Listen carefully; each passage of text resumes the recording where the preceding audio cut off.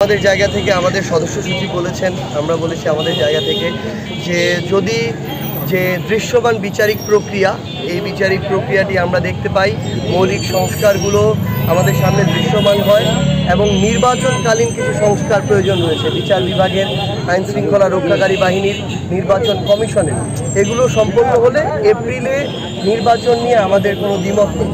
কিন্তু তার পূর্বে এই নির্বাচনকালীন সংস্কারগুলো নিশ্চিত করতে হবে, বিচারগুলো দৃশ্যমান বিচারিক প্রক্রিয়াটি নিশ্চিত করতে হবে, মৌলিক সংস্কারের দৃশ্যমান অবস্থা আমরা দেখতে চাই।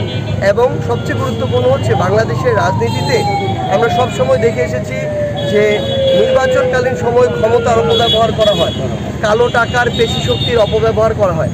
আমরা এই অভ্যুত্থান পরবর্তী বাংলাদেশের এই নির্বাচনে আমরা লেভেল প্লেয়িং একটি ফিল্ড দেখতে চাই।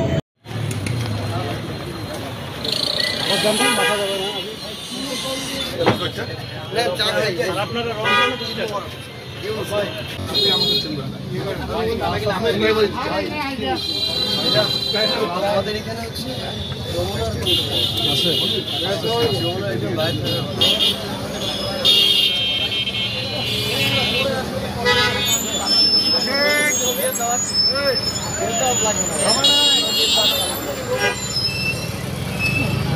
ভাই